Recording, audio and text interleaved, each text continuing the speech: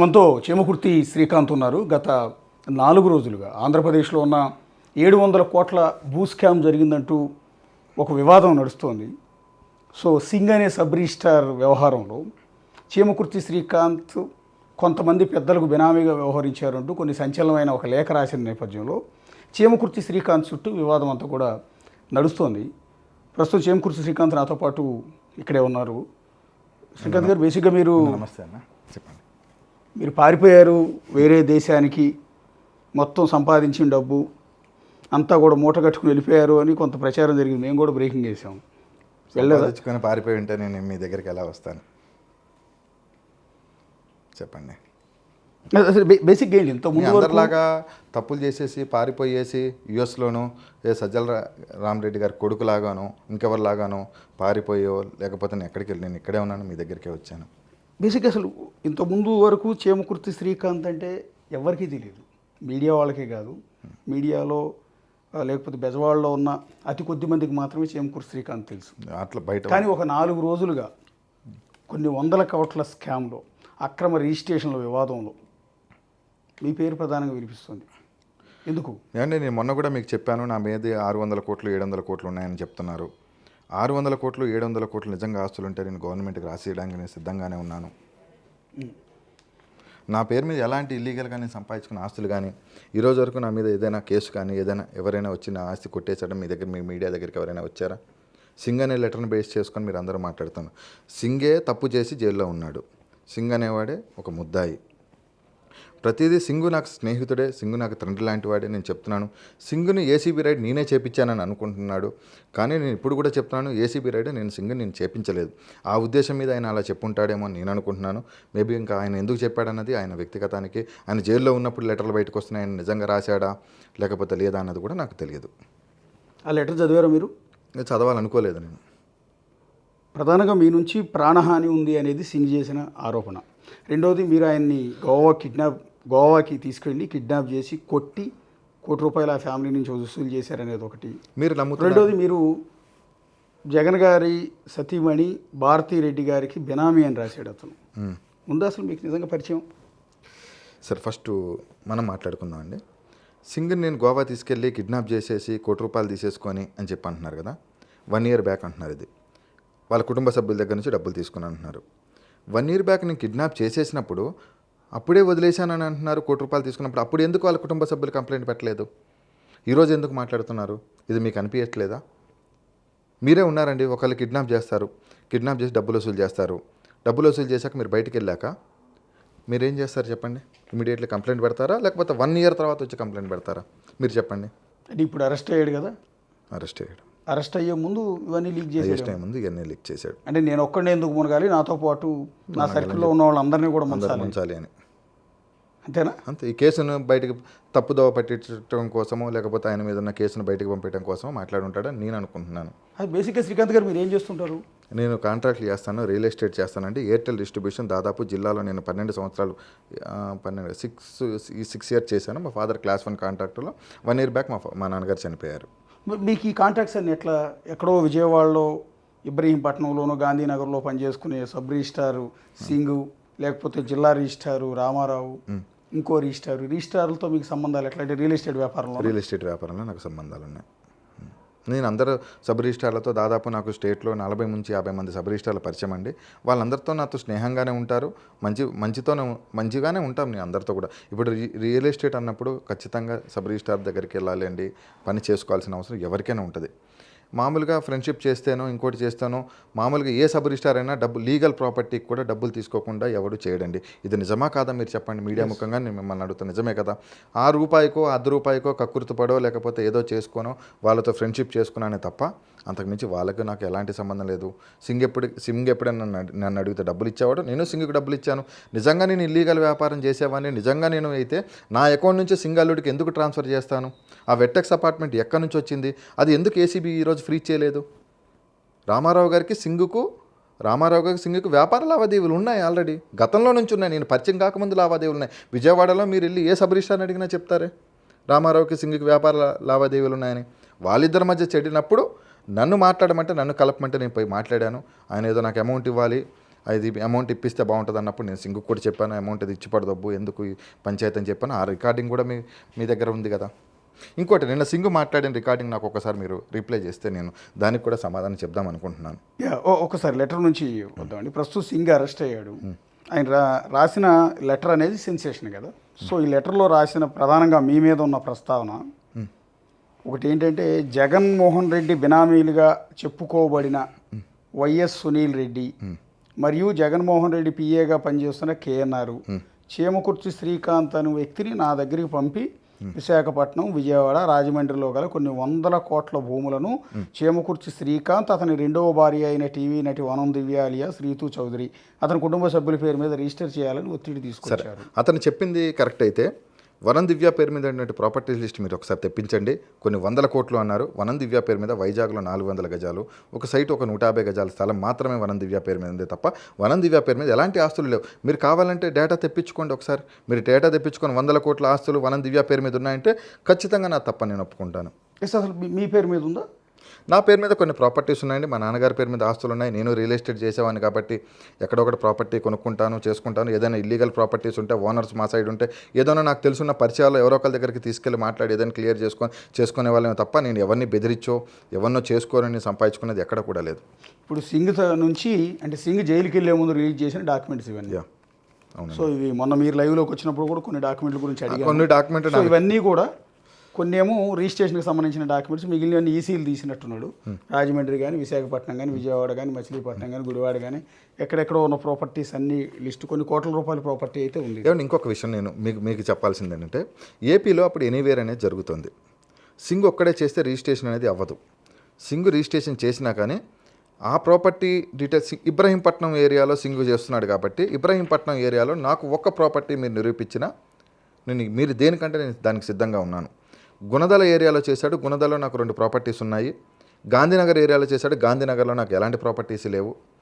విశాఖపట్నంలో ఉన్నమాట వాస్తవమే, రాజమండ్రిలో నాకు ఉన్న వాస్తవమే తప్ప నాకేం 100 కోట్లు 1000 కోట్ల ఆస్తులు నాకేం లేదు. రియల్ ఎస్టేట్ చేసేవాడిని, కొనుక్కునేవాడిని, అమ్మేవాడిని. కావాలంటే మీరు చూడండి, కొనేవాళ్ళం అమ్ముకునేవాళ్ళం తప్ప. వైఎస్ఆర్ కాంగ్రెస్ పార్టీ నేతలతో సంబంధాలు ఉన్నాయి మీకు? వైఎస్ఆర్ నేతలతో నాకు సంబంధాలు అయితే లేవు. కానీ వైఎస్ఆర్సీపీలో ఉన్నటువంటి ఎవరైతే నాయకులు ఉన్న ఓఎస్డీలు, పిఏలతో నాకు సత్సంబంధాలు ఉన్నమాట వాస్తవమే. ఆ రోజు నాకు అప్పుడు గవర్నమెంట్లో ఉన్నట్టు ధనుంజయ రెడ్డి కానీ, కేఎన్ఆర్ కానీ, సజ్జల రామకృష్ణారెడ్డి ఓఎస్డీ గారు అటువంటి దశరథరామరెడ్డి కానీ, అప్పుడున్న డీజీ రాజేంద్రనాథ్ రెడ్డి గారి గురించి డైరెక్ట్గా సింగానే ఇచ్చారు. వీళ్ళందరితో నాకు సబ్ రిజిస్ట్రార్లతో మంచి సంబంధాలే ఉన్నాయి. నేను లేవు అని నేను ఈరోజు నేను అబద్ధం చెప్పేసి నేను ఇక్కడ నుంచి అనే ఉద్దేశంతో నేను లేను. అంటే ఇందాక మీరు ఇంటర్వ్యూ స్టార్ట్ చేసేటప్పుడు ఒక మాట అన్నారు, సజ్జల రామకృష్ణారెడ్డి కొడుకు మాదిరిగా నేను ఎక్కడికి పారిపోలేదే. అంటే సజ్జల భార్గవ రెడ్డి గురించి మీరు అనేది? భార్గవ్ గురించి పారిపోయాడు ఆయన? ఎక్కడ పారిపోయాడు కదా, ఆల్రెడీ నేను టీవీలో చూస్తున్నాను, బయట చూస్తున్నాను, మీరు చాలా చోట్ల చూస్తున్నాను కదా. సింగు మీరు మధ్య మాట్లాడుకున్న ఫోన్ కాల్స్ని సింగ్ రికార్డ్ చేసి బయటకు వదిలాడు. అందులో ఒక ఆడియోలో మీ ఇద్దరు కూడా చాలా అభిమానంగా మాట్లాడుకుంటున్నారు. సరే, దట్స్ ఎనఫ్. మీకు ఆయనకు మధ్య ఏ రిలేషన్ ఉందనేది ఇక్కడ సార్. మీరు కేఎన్ఆర్ దగ్గరికి మీరు ఒక వ్యక్తిని తీసుకెళ్లారు. అవును, రామారావుని తీసుకెళ్ళాను. ఓకే, ఏం జరిగింది ఆ రోజు? అసలు సంభాషణ ఏంటి? మీరు చాలా విషయాలు చెప్పారు ఆ రోజు. ఏంటంటే కేఎన్ఆర్కి 50 లక్షలు. ఒక్క నిమిషం. కేఎన్ఆర్కి, రామారావుకి, సింగ్కి వీళ్ళిద్దరి మధ్య గొడవ జరుగుతుంటే సింగ్ని రమ్మంటే సింగ్ నేను రాను, మీ ఇద్దరం ఉంటే రామారావు ఉంటే మేము ఖచ్చితంగా గొడవ కొట్టుకునే పరిస్థితి ఏర్పడుతుంది, నువ్వు మాట్లాడు అని చెప్పాడు. నేను మాట్లాడాను. అక్కడ ఏం జరిగిందో నేను అదే చెప్పాను. కానీ ఈరోజు అది ఏం చెప్పానో కూడా నాకు నిజంగా ఎన్నో ఫోన్ కాల్ చేసుకొని మనం మాట్లాడుకొని ఉంటాం. అది సింగ్కు చెప్తేనే వినాలి తప్ప మనం ఎప్పుడో మాట్లాడిందో నాకైతే ఐడియా ఉండదు కదండి. మేబీ నాకైతే కలిసిన మాట వాస్తవం, నేను ఒప్పుకుంటున్నాను, నేను కలవలేదు, మాట్లాడలేదని అయితే నేను చెప్పలేదు కదా మీకు కూడా. ఇప్పుడు జగన్మోహన్ రెడ్డి గారికి పిఏ అతను. అవునండి. కేఎన్ఆర్ అంటే కే నాగేశ్వర రెడ్డి. ఒక పిఏ దగ్గరికి మీరు వెళ్ళాల్సిన అవసరం ఏంటి? పిఏ డ్యూటీ వేరు కదా బేసిక్గా. జగన్మోహన్ రెడ్డి గారు అప్పుడున్న గవర్నమెంట్ వ్యవహారాలు ఒక విషయం, అప్పుడున్న గవర్నమెంట్లో ఉన్నటువంటి సబ్ రిజిస్ట్రార్లు అన్నిటి కూడా ట్రాన్స్ఫర్లు కూడా కేఎన్ఆర్, సజ్జల రామకృష్ణారెడ్డి గారు ఓఎస్డీ, ధనుంజయ రెడ్డి గారి ద్వారా మాత్రమే జరిగేది తప్ప వితౌట్ ఏది లేకుండా అక్కడ ట్రాన్స్ఫర్లు జరిగేవి కాదు. కేఎన్ఆర్ఏ ట్రాన్స్ఫర్లు చేయించేవాడు. కేఎన్ఆర్ చేస్తాడు. ఇక్కడ ఎలా ఉంటుందంటే సబ్ రిజిస్ట్రార్ల వ్యవస్థ అనేది ఎలా ఉంటుందంటే అండి, ఒక 5 నేను చేయించుకుంటాను. ఇది జగన్మోహన్ రెడ్డి గారికి తెలిసి జరుగుండదని నేను అనుకుంటున్నాను. కొన్ని ట్రాన్స్ఫర్లు కేఎన్ఆర్ చేస్తాడు, కొన్ని ట్రాన్స్ఫర్లు సజ్జల ఓఎస్డీ చేస్తారు, కొన్ని ట్రాన్స్ఫర్లు ధనుంజయ రెడ్డి చేస్తారు. ఇలా ట్రాన్స్ఫర్స్ అనేది ఒక మ్యూచువల్గా పంచుకుంటారు వాళ్ళు. ఓకే, పంచుకొని ఇలా చేసుకుంటారు. చేసుకున్నాక వాళ్ళిద్దరి మధ్య ఏదైనా ఫైనాన్షియల్ ట్రాన్సాక్షన్స్ వస్తే ఏసీబీ కేసులు పెడతారు. అదే విషయంలో నా మీద ఏసీబీ కేసు రాఘవరావు ఇరికిచ్చారే. రాఘవరావు ఏసీబీ కేసు జరిగిన రోజున రాఘవరావు నాకు ఫోన్ చేశాడే, నాకు ఫోన్ చేసి అన్న ఇబ్బందుల్లో ఉన్నా అంటే నా దగ్గరకు వచ్చినప్పుడే కదా ఏసీబీ పట్టుకుంది రాఘవరావుని. రాఘవరావు అనే వ్యక్తి ఇంకో సబ్ రిజిస్టార్. ఆ రోజు పడమట సబ్ రిజిస్టార్. కృష్ణా జిల్లాలోనే అత్యధిక పెద్ద sub registrar office Padamata sub registrar office. Padamata sub registrar post కోసమే 2 కోట్లు ఆఫర్ చేశారని అప్పుడు పడమట సుభాష్ చంద్రబోస్ ఆరోపణ కూడా చేశారు. సుభాష్ చంద్రబోస్ అప్పుడు వీడియోలు వచ్చినాయి, డబ్బులు వచ్చినాయి. పడమట సబ్ రిజిస్టార్ అనేది స్టేట్లోనే ఆంధ్రప్రదేశ్లోనే పెద్ద ఆఫీసు. దాదాపు రోజుకు 100 కోట్ల ట్రాన్సాక్షన్ జరిగే ఆఫీస్ అది పడమట సబ్ రిజిస్టార్ ఆఫీస్ అనేది. పడమట సబ్ రిజిస్టార్ ఆఫీస్ రాఘవరావు ఇష్యూ జరిగినప్పుడు రాఘవరావు ఏసీబీ వాళ్ళు పట్టుకున్నప్పుడు సింగుకు బినామీ శ్రీకాంత్ అని ఆ రోజు రాయించారు. కొంతమంది సబ్ రిజిస్టార్ల పేర్లు రాయించారు. ఎందుకు రాయిపించారంటే వీళ్ళందరినీ పిలిపించి బ్లాక్మెయిల్ చేసి డబ్బులు తీసుకోవడం కోసమే రాయిపించారు తప్ప మరి వీళ్ళందరితో పాటు నా ఆస్తులు, నా బ్యాంక్ అకౌంటు, నా బ్యాంక్ లాకర్లు, మా నాన్నగారివి, మా అమ్మగారివి, వీళ్ళన్నీ మీరు ఇప్పుడు ఇవన్నీ చెప్పినవన్నీ కూడా ఫ్రీజ్లో ఉన్నాయి. ఒక 2 ప్రాపర్టీస్ మాత్రమే నేను ఒక 1 మంత్ బ్యాక్ 25 lakhs నాకు ఏదో అమౌంట్ అవసరం ఉంటే మార్టిగేజ్ పెట్టుకొని తీసుకున్నాను. మిగతావన్నీ కూడా ఫ్రీజే చేశారే. కాబట్టి డేటా తెప్పించుకోండి మీరు. అసలు రాఘవరావు మీద ఏసీబీ రైడ్ అయ్యే అతను ఏసీబీకి పట్టుబడ్డాడు. ఒక సబ్ రిజిస్టార్ పట్టుబడితే చేమకుర్తి శ్రీకాంత్ ఆస్తులు ఎందుకు సీజ్ చేశారు? మిమ్మల్ని ఎందుకు ఇన్వాల్వ్? అది ఏసీబీని అడగండి, అప్పుడున్న కేఎన్ఆర్ని మన దశరామరెడ్డి గారిని అడగండి. వాళ్ళు పట్టించారని మీ పేరు? వాళ్ళే పట్టించారు. నాకు ఏసీబీ వాళ్ళే చెప్పారు, నువ్వు వెళ్ళి వాళ్ళతో మాట్లాడుకో, ఎందుకు నీకు వాళ్ళతో ఎందుకు ఏదైనా ఉంటే వెళ్ళి మాట్లాడుకో అన్నారు. నేను ఆ రోజు డబ్బులు ఇచ్చే పొజిషన్లో లేనే. నేను వెళ్ళిపోయాను. మా నాన్నగారికి బాగాలేదు, మా నాన్నగారు హాస్పిటల్లో ఏజ్లో 2 నెలలు ఉన్నారు. తర్వాత మా నాన్నగారు చనిపోయారు. ఆ రీతిని పిలిపెట్టడం, ఏసీబీ వాళ్ళు లేనిపోనివన్నీ నా మీద చెప్పడం. ఏమండి ఒక్క విషయం చెప్తాను, ఏసీబీ వాళ్ళ పని ఏంటండి అసలు? యాక్చువల్గా ఏసీబీ వాళ్ళు ఏంటి? నువ్వేమైనా అక్రమాస్తులు ఏమైనా సంపాదించావా, లేకపోతే అక్రమంగా ఏమైనా ఉన్నా? ఇవే కదా చూసుకోవాల్సింది. ఏసీబీ అంటే ఏంటి? Anti corruption bureau. ఆంధ్రప్రదేశ్లో గత గవర్నమెంట్లో ఉన్నప్పుడు ఏసీబీ అంటే యాంటీ కలెక్షన్ తప్ప వేరేది ఏముండదు. సబ్ రిజిస్టార్ ఆఫీసులో సబ్ రిజిస్టార్లు ఏసీబీకి డబ్బులు ఇవ్వకుండా గత ప్రభుత్వంలో ఒక్కడన్నా పనిచేశాడు అంటే నేను ఏ గుడికి వచ్చి ఆ గుడికి వచ్చి ప్రమాణం చేయమంటే నేను ప్రమాణం చేస్తాను. ఇప్పుడున్న సబ్ రిజిస్టార్లు అందరినీ రమ్మని, కాణిపాకం రమ్మని చెప్పండి, అందరినీ సబ్ రిజిస్టార్లు ఎవరు నేను ఏసీబీకి డబ్బులు ఇవ్వలేదని ప్రమాణం చేయమని చెప్పండి. ఎవరు వాళ్ళ ఉద్యోగాల అవసరాల కోసం అబద్ధాలు ఆడతారే తప్ప వాళ్ళ తప్పించుకుంటారు. ఈరోజు అందరూ తప్పించుకున్నారు. చివరికి బలిపశువు నన్ను చేశారు కదా. ఇప్పుడు మీ మీద కేఎన్ఆర్ దశరథరామరెడ్డి వాళ్ళే పెట్టించారు. అంత పగ మీ మీద? అది నాకు అప్పుడు ఏసీబీ వాళ్ళు చెప్పారు. వాళ్ళు చెప్తాను మేము కేసు పెట్టాము నీ మీద, ఏదైనా ఉంటే వాళ్ళతో మాట్లాడుకో అని చెప్పారు. అంటే మీకును కేఎన్ఆర్కి వీళ్ళకి మధ్య ఆ కాన్వర్సేషన్ అంతా కూడా బాగానే ఉంది కదా, మీకు వాళ్ళతో పరిచయం? అంటే దశరామరెడ్డి గారికి నాకు రాఘవరావు గారి ఇష్యూలో గొడవ జరిగిందండి. ఓకే. అప్పుడు ఓఎస్డి దశరామరెడ్డి గారికి రాఘవరావు సజ్జల రామకృష్ణారెడ్డి చాలాసార్లు కలిశాడు వెళ్ళి. ఓకే. అక్కడ ఇష్యూలో పడమట సురేష్ బాబు మధ్యలో ఉండి ఏదో అమౌంట్ ఇష్యూ వచ్చినప్పుడు రాఘవరావు నన్ను నమ్మించినప్పుడు యాజ్ ఫ్రెండ్గా నేను తీసుకెళ్ళి ఇచ్చినప్పుడు నువ్వు ఖచ్చితంగా ఇవ్వాల్సిన అక్కడ కొంత ఇష్యూ జరిగింది. అది మంచి పద్ధతి కాదని నేను చెప్పాను. ఆ తర్వాత చిలికి గాలివాన అవుతుందని అంటారు కదా, అట్లాగా నాకు ఏదో విజయవాడలో ఒక 400 ఒక అపార్ట్మెంట్ ఉంటే అది ఏదో తక్కువ అడిగారు. నేను ఆ రోజు నేను ఇవ్వనని చెప్పాను. నేనే డబ్బులు పెట్టి కొనుక్కున్నాను, నేను ఇవ్వనని చెప్పాను. అక్కడతో ఇష్యూ అయిపోయింది. ఈలోపు ఏసీబీ కేసు నా మీద ఇవన్నీ కూడా బయటకు రావడం జరిగింది. మీరు కేఎన్ఆర్తో ఎక్కడ కలిసారు, ఎన్నిసార్లు కలిసి ఉంటారు? కేఎన్ఆర్తో నాకు తెలిసి నేను 2 times కలిశానండి. ఎప్పుడైనా ఫోన్లో అయితే మాట్లాడాను.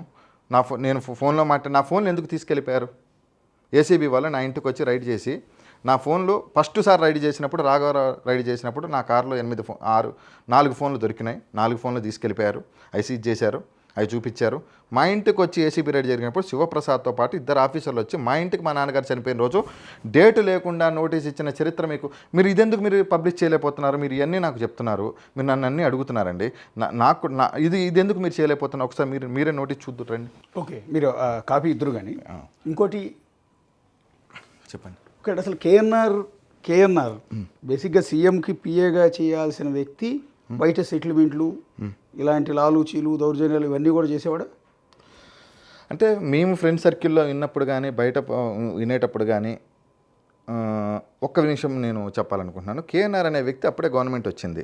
విజయవాడలో ఆయనకి ఎలాంటి ఆస్తులు లేవు. అలాంటి విజయవాడలో సొంత ఇల్లు ఎలా కొనుక్కోగలిగాడు ఆయన? వాళ్ళ ఆవిడ పేరు మీద అపార్ట్మెంట్ ఉంది కదా, అది సింగే రిజిస్ట్రేషన్ చేశాడు కదా.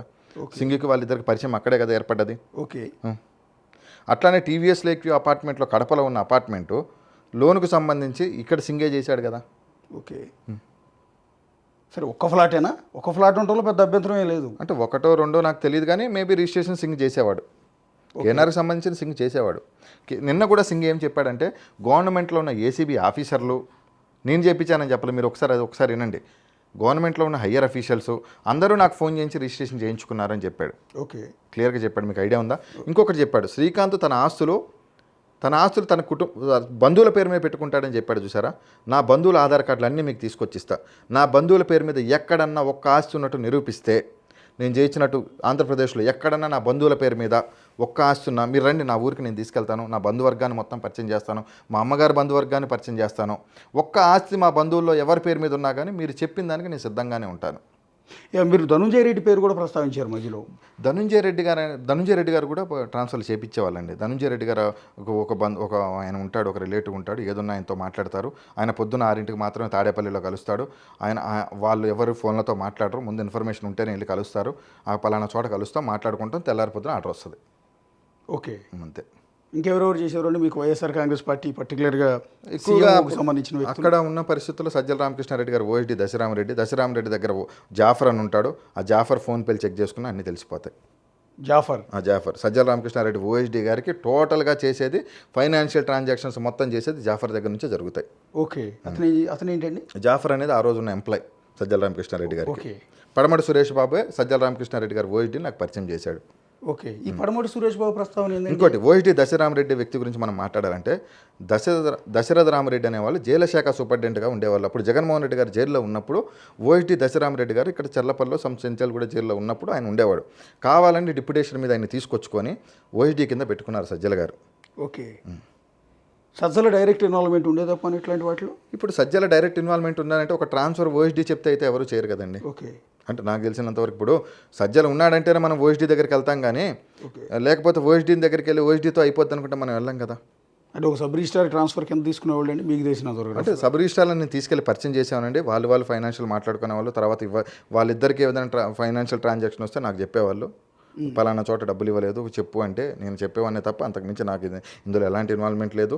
నేను ఎప్పుడైనా రిజిస్ట్రేషన్స్ చేయించుకునే వాళ్ళు నాకు ఎప్పుడైనా పరిచయం ఉంటారు కదా, నాకు ఏదో ఒక రకంగా ఉపయోగపడతారని నేను చేశాను. అబద్ధం ఎందుకు దీంట్లో? నా ఫ్రెండ్షిప్లోనో లేకపోతే ఇప్పుడు సింగ్ ఇన్ని రికార్డింగ్లు చెప్పాడండి. ఎక్కడన్నా సింగ్ నేనుగా ఒక 5 లక్షల రూపాయలు అడగంగా మీరు ఎక్కడైనా ఏ రికార్డింగ్లో విన్నారా? అంటే బేసిక్గా ఇప్పుడు మొన్న ఈ ప్రస్తావన వచ్చిన దగ్గర నుంచి మిమ్మల్ని లైవ్లోకి తీసుకుని మేము మాట్లాడిచ్చిన దగ్గర నుంచి ఒక 30 కాల్స్ వచ్చి ఉంటాయి నాకు. అది కూడా విజయవాడ చుట్టుపక్కల అన్ని పొలిటికల్ లీడర్లు కావచ్చు, సబ్ రిజిస్ట్రార్లు కావచ్చు, కొంతమంది రన్నింగ్లో ఉన్నవాళ్ళు, కొంతమంది మీరు తెలిసిన వాళ్ళు, మీతో పరిచయం ఉన్నవాళ్ళు.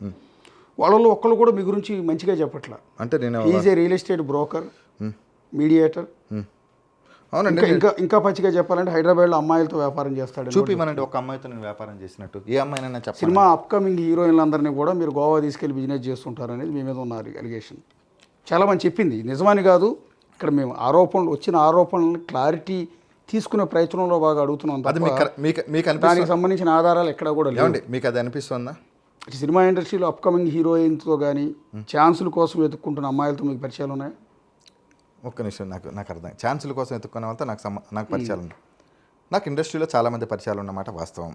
నేను రీతు చౌదరి అనే అమ్మాయి ఇండస్ట్రీ అమ్మాయినే చేసుకున్నాను. ఆ అమ్మాయి ద్వారా నాకు చాలామంది ఫ్రెండ్స్ పరిచయం.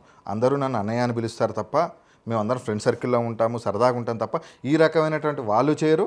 నేను ఏ రోజు వాళ్ళని అడగలేదు అట్లా. ఎప్పుడు వాళ్ళని కూడా మేము చూడలేదు ఎప్పుడు అట్లా కూడా. రీతు చౌదరికి మీకు ఎందుకు గ్యాప్ వచ్చిందండి? రీతు చౌదరికి నాకు ఏసీబీ ఇష్యూ దగ్గర నుంచి గొడవలు స్టార్ట్ అయినండి. ఏసీబీ వాళ్ళు రీతుకు చాలా లేనిపోయినవన్నీ చెప్పారు, లేనిపోయినవన్నీ క్రియేట్ చేశారు. ఆ అమ్మాయికి లేనిపోని అసలు ఏమంటే ఒక విషయం చెప్తానండి. ఎప్పుడో గతంలో మామూలుగా ఉన్న దాని దగ్గర నుంచి తీసుకొచ్చేసి అమ్మాయికి లేనిపోని చెప్పి భయభ్రాంతులకు గురి చేసినప్పుడు ఏ ఆడపిల్ల కూడా పెళ్లి చేసుకున్నాక 1 ఇయర్కు మేము ఏసీబీ రైడ్ జరిగినంత వరకు రీతు నేను బాగానే ఉన్నామే. ఏసీబీ రైడ్ జరిగిన రోజు నుంచే నాకు గొడవలు స్టార్ట్ అయినాయి. శ్రీకాంత్ వెళ్ళిపోతాడు, జైలుకి వెళ్ళిపోతాడు, పర్మనెంట్గా రాడు అని బెదిరించి భయప్రాంతులకు గురి చేశారు రీతుని. ఆ రోజు నుంచి రీతుకు నాకు మాటలు. ఆ తర్వాత 2-3 మంత్స్ మాట్లాడుకున్నాం. ఎవరికైనా భయం ఉంటుంది కదా, ఆడపిల్లకి. నాకైనా భయం ఉంటుంది, ఆ అమ్మాయికైనా భయం ఉంటుంది. మీ ఇద్దరు లవ్ మ్యారేజ్ అండి? Inter caste marriage and love marriage? Love marriage అండి. ఓకే.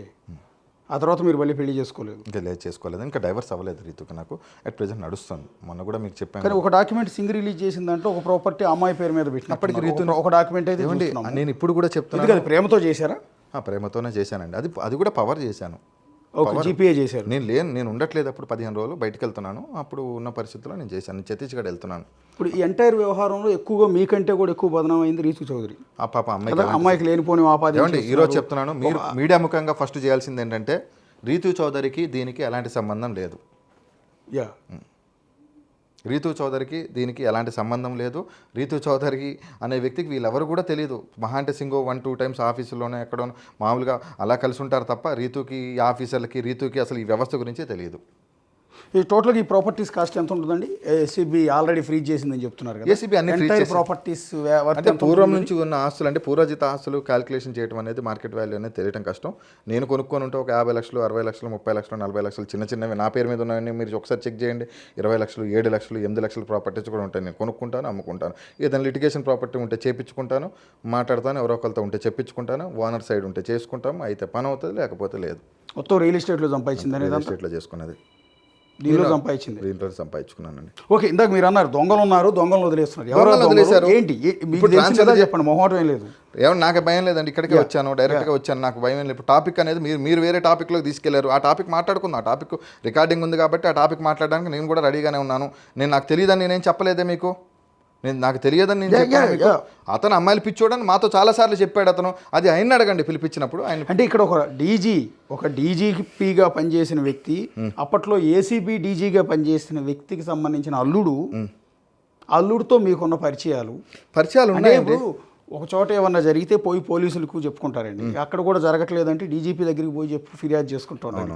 అలాంటి డీజీపీ అల్లుడే ఇలాంటి తప్పుడు పనులు చేస్తున్నప్పుడు, అలాంటి వ్యక్తితో మీరు కలిసి ఉన్నప్పుడు ఆటోమేటిక్గా లోకం మిమ్మల్ని తప్పట్టేది. లోకం తప్పంటదంటే అండి, అప్పుడున్న పరిస్థితుల్లో నా ఆల్రెడీ ఏసీబీ మొత్తం ఫ్రీ చేసేసింది. నేను ఎంతసేపు నేనేమనుకుంటాను, నా ఆస్తులు అన్ఫ్రీజ్ అవ్వాలి, నేనేదో బయటపడాలి, నేనేదో కష్టపడి సంపాదించుకున్నాను, నా బాధలు, నాకు ఇబ్బందులు, ఈ కేసులు ఇవన్నీ నాకు ఎందుకని ఏ మనిషి నా ప్లేస్లో మీరున్నా అదే ఆలోచిస్తారండి.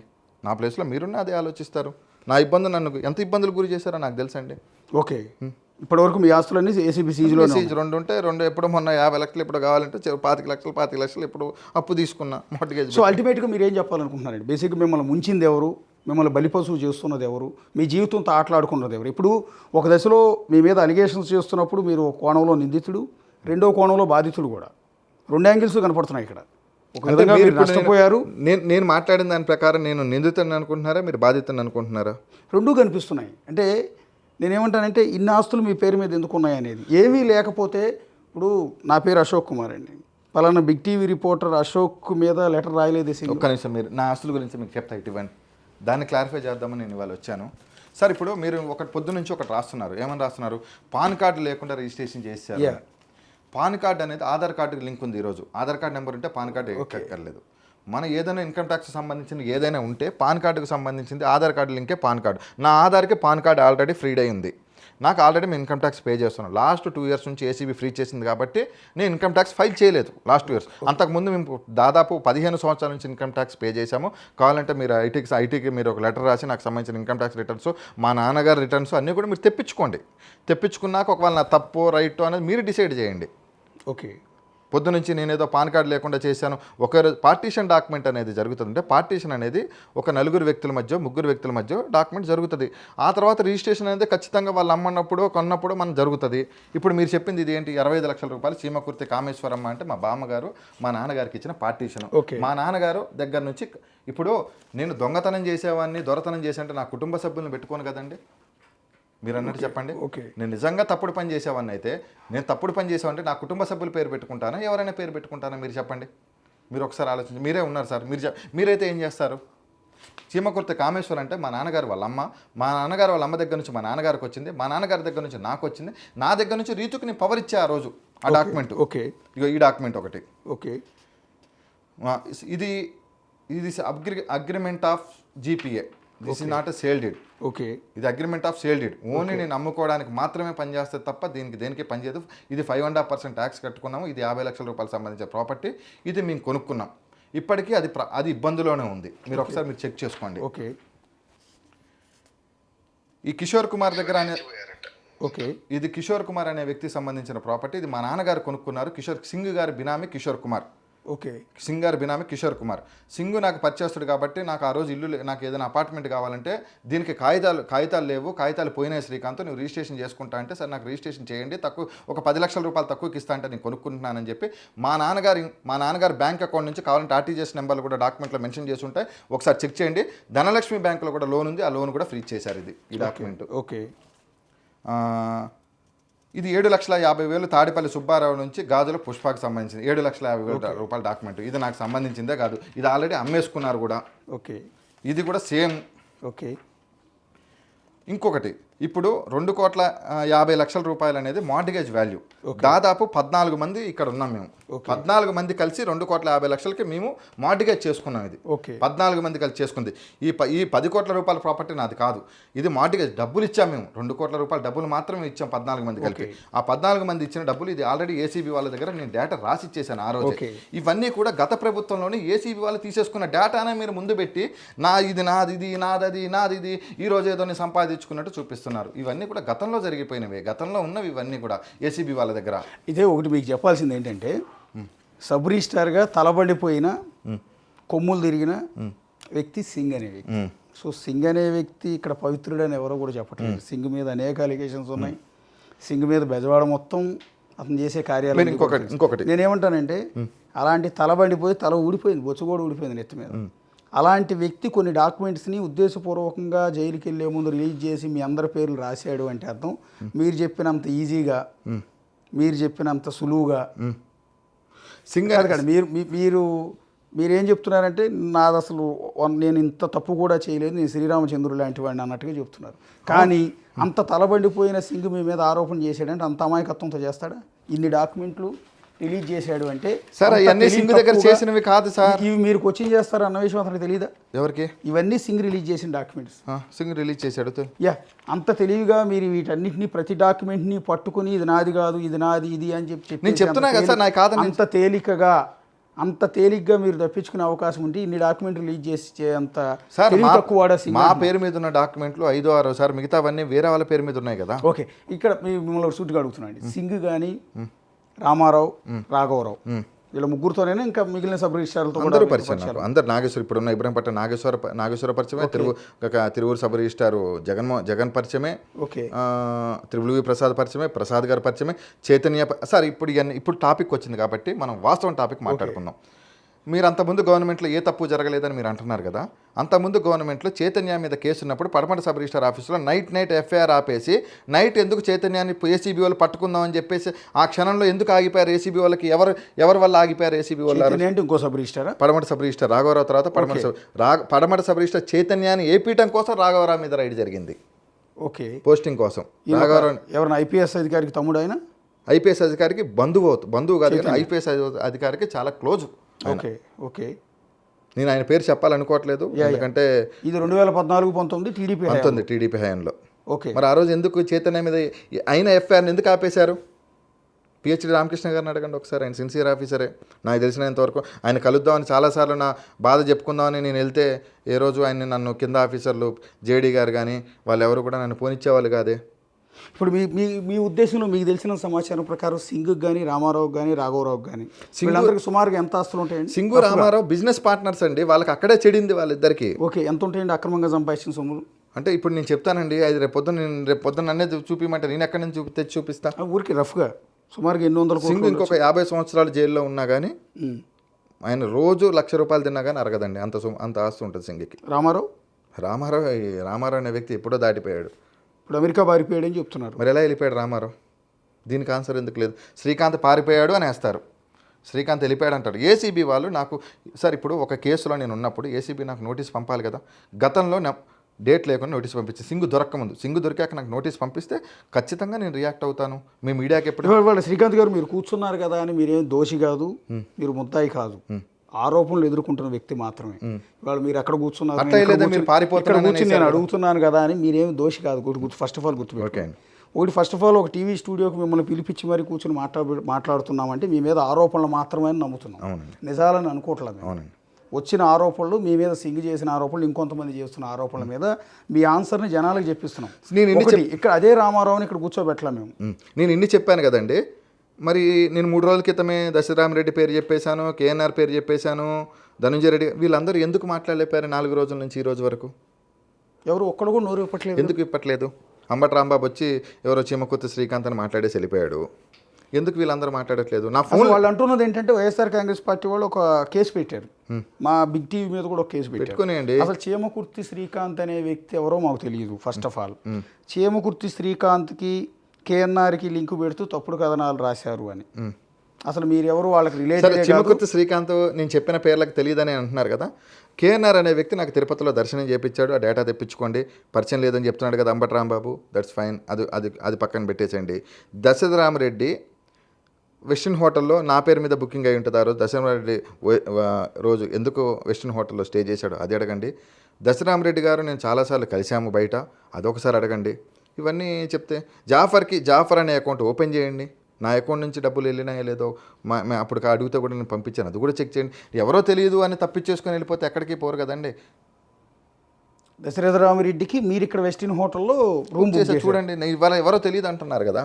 ఓకే, శ్రీకాంత్ ఎవరో తెలియదు అంటున్నారు కదా. ఇప్పుడు దశరథరామరెడ్డి రన్నింగ్లో ఉన్నాడండి జాబు. ఆయన అంతకుముందు జైలు శాఖ సూపరింటెండెంట్ నుంచి రీసెంట్గా వేరే మన గవర్నమెంట్ వచ్చాక ఏదో సంథింగ్ ఏదో ఇచ్చారు ఆయనకి. ఆయన పోస్టింగ్లో ఉన్నాడు మన గవర్నమెంట్లో, రన్నింగ్లోనే ఉన్నాడు. టీడీపీ గవర్నమెంట్లో పోస్టింగ్లో ఉన్నారు ఆయన. ఓకే, ఆయనకి మీరు రూమ్ ఎందుకు బుక్ చేశారు? మీరు ఎందుకు రూమ్ బుక్ చేశారు ఆయనకి? అప్పుడున్న పరిచయంతో చేశాను. ఓకే, అంటే అంటే దశరథ తెలియదు అంటున్నారు కదా. శ్రీకాంత్ ఎవరో తెలియదు అంటున్నారు. ఇప్పుడు మీరు అన్నారు కదా శ్రీకాంత్ ఎవరో తెలియదు అంటే, శ్రీకాంత్ ఎవరో తెలియదు రమ్మనండి ఒకసారి. వాళ్ళకి వెనకాల డబ్బులు ఉంటాయండి, నా అన్ని ఫ్రీజ్ చేసుకున్నారు, నేను రూపాయి ఖర్చు పెట్టుకోలేను బయటకు వచ్చి. నేను ఈరోజు నిజంగా ఏసీబీ నిజంగా నన్ను తప్పుడు కేసులో పెట్టి అరెస్ట్ చేసినా నేను బెయిల్ వేసుకోలేని పరిస్థితిలో కూడా ఉన్నాను, నేను ఈఎంఐలు కట్టుకోలేని పరిస్థితిలో ఉన్నాను. మీరు చూడండి ఇవన్నీ కూడా. నేను ఎందుకంటే మీరు వాస్తవాలు అనేది తెలుసుకోవాలి. ఎందుకంటే నా దగ్గర ఏదో 100 కోట్లు 1000 కోట్లు ఉన్నాయంటున్నారు కదా. ఒకసారి చూడండి, ఒకసారి ఇది ఎప్పటి నుంచి మెసేజ్, ఈ కేసు ఎప్పుడైందో చూడండి, ఓపెన్ చేయండి మీరు ఒకసారి. Okay, please clear over due amount. Okay sir, phone చేయండి ఒకసారి, బ్యాంకుకి ఫోన్ చేయండి, డెబిట్ ఈఎంఐ. ఓకే, బ్యాంకుకి ఫోన్ చేయండి, ధనలక్ష్మి బ్యాంక్ ఈఎంఐ కాల్ చేయండి ఒకసారి మీరు. ఓకే, డిసెంబర్ 17 నుంచి మెసేజ్లు వస్తున్నాయి ఈఎంఐ కట్టమని. ఓకే, నా బ్యాంక్ అకౌంట్లు ఫ్రీజ్ చేశారు. నాకు నాకు బ్యాంక్ అకౌంట్ లేదు ఈ రోజు వరకు. ఓకే, అన్నీ ఫ్రీజ్ చేశారు. నా బ్యాంక్ లాకర్ ఫోన్ చేశారు, పుస్తకాల తాడు ఫ్రీజ్ చేశారు. ఓకే, గోల్డ్ లోన్ పెట్టింది ఈరోజు, నిన్న రాఘవరావుది రైడ్ జరిగింది. గోల్డ్ లోన్ నాకు డబ్బులు అవసరం పెట్టుకుంటే ఆ రోజు ఫ్రీజ్ చేశారే. రికార్డు తెప్పియండి డీజీ గారికి. ఇదంతా మిమ్మల్ని ఇరికిచ్చింది కేఎన్ఆర్ దశరథరామరెడ్డి, సజ్జల రామకృష్ణారెడ్డి. వాళ్ళు లేకుండా ఇది జరగదండి. ఓకే, కేవలం డబ్బుల కోసము, బ్లాక్మెయిల్ కోసమే వీళ్ళు ఏసీబీ రైడ్. మీరు ఇందాక చెప్పిన దాంట్లో ఒక ఇంట్రెస్టింగ్ ఎలిమెంట్ ఏంటంటే సబ్ రిజిస్టార్ల పోస్టింగ్లు అన్నీ కూడా ఒక్కొక్కరు పంచుకుంటారు తల మంచిగా. ఇప్పుడు ఎగ్జాంపుల్ ఉందనుకోండి, పడమట ఉందనుకోండి.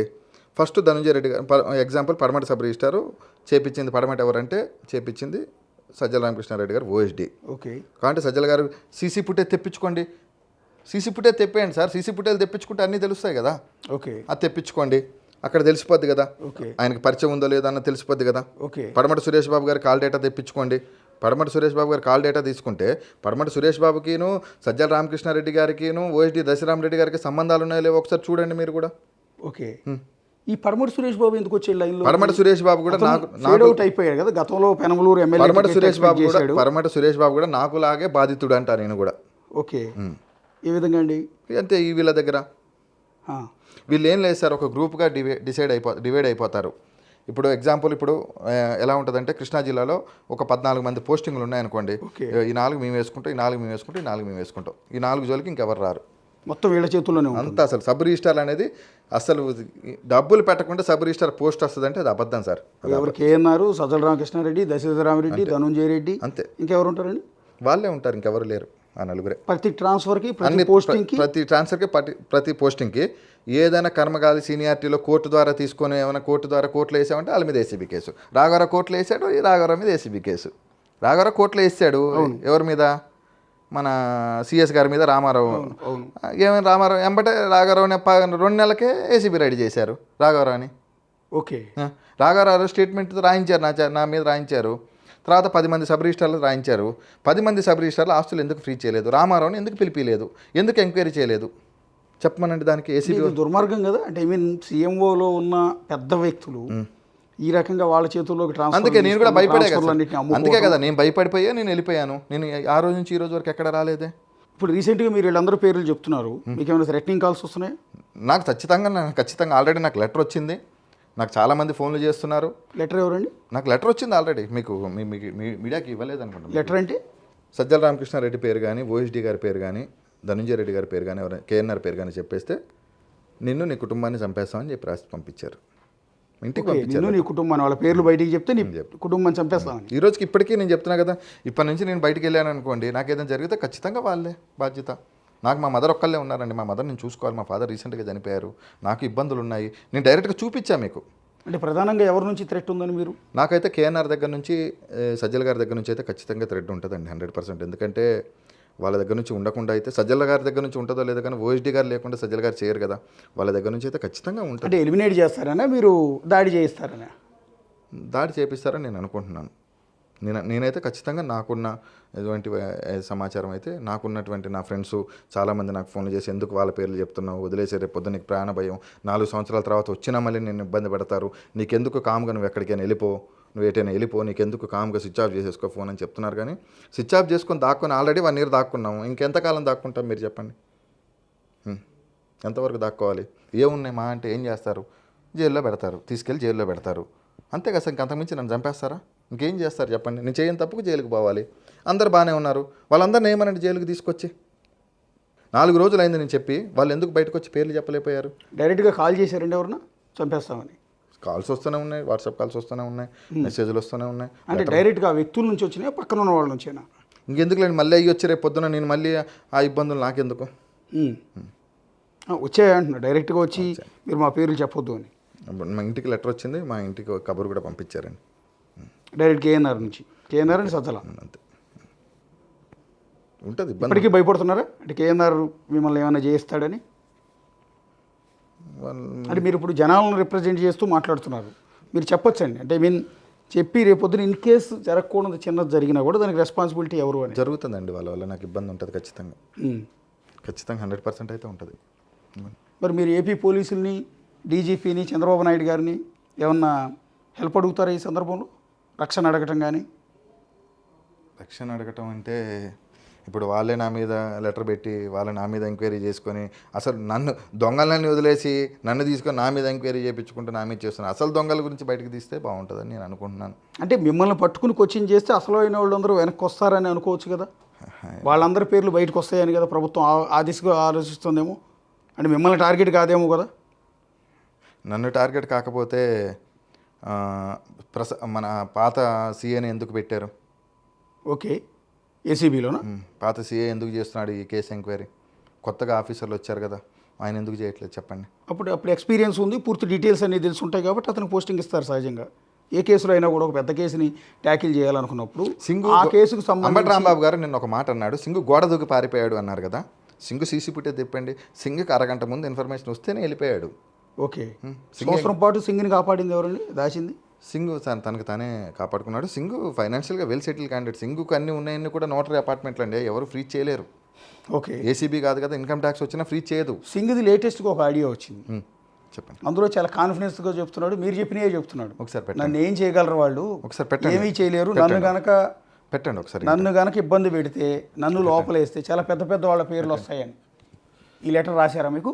ఒకసారి చూడండి. శ్రీకాంత్ మరియు ధర్మసింగ్ వీరిద్దరూ వైఎస్ఆర్సీపీ, ధనుంజయ్ రెడ్డి అండ్ కేఎన్ఆర్ మరియు సజ్జల గురించి కానీ ఏ విషయమైనా మీడియాకి కానీ బయట వ్యక్తులకు కానీ తెలియజేస్తే నిన్ను నీ ఫ్యామిలీని లేకుండా చేస్తాం. ఇట్లు వైఎస్ఆర్సీపీ అభిమాని. ఇంకొక చిన్న విషయం సార్, శ్రీకాంత్ మరియు ధర్మ సింగ్ వీరిద్దరూ వైఎస్ఆర్సీపీ పార్టీ అంటే వైఎస్ఆర్సీపీ పార్టీ గురించి కానీ, ధనుంజయ్ గురించి అంటే ధనుంజయ్ రెడ్డి గురించి, కేఎన్ఆర్ అంటే కే నాగేశ్వర రెడ్డి మరియు సజ్జల గురించి కానీ ఏ విషయమైనా మీడియాకి కానీ బయట వ్యక్తులకు కానీ తెలియజేస్తే నిన్ను నీ ఫ్యామిలీని లేకుండా చేస్తాం. ఇట్లు వైఎస్ఆర్సీపీ అభిమాని. చిన్న వైట్ పేపర్ మీద రాసి పంపించారు. ఇది అయిపోయిందా సార్? అంతకుముందు గతంలో ఉన్న వైసీపీ గవర్నమెంట్లో ఏసీబీ అధికారులు నాకు రాసింది, అది ఒకసారి చదవండి. Okay. On the orders of this Honorable Court, AO1, the petitioner was taken into police custody and examined him. The A1, the petitioner have acquaintance with one Sri Chiemakurti Srikanth, who have huge influence at the government and officers. The A1, the petitioner gave huge amount to Sri Chiemakurti Srikanth for giving transfer and posting to the AO1, the petitioner as SRO, Patamata. Sri Chiemakurti Srikanth acts also as a benami to many officials. కదా, okay sir, అదే అది రాశాడు కదా, so many officials అని రాశాడు. అంటే officials అంటే గవర్నమెంట్కి సంబంధించిన ఎంప్లాయీస్, అదే కదా ఆయన రాసింది. మరి ఆ రోజు రాశాక నేను ఏసీబీకి వెళ్ళాను, ఏసీబీకి నేను లెటర్లు ఇచ్చాను. మరి ఏసీబీ నన్ను ఆ రోజు ఎందుకు అరెస్ట్ చేయాలని, నా దగ్గర తప్పుంటే వాళ్ళ బినామీ ఆస్తులు ఎందుకు బయట పెట్టలేకపోయారు? ఓకే, ఇది ఎప్పుడు ఏ కేసులో? రాఘవరావు కేసులో రాఘవరావుతో బలవంతంగా రాయిపించారు అది.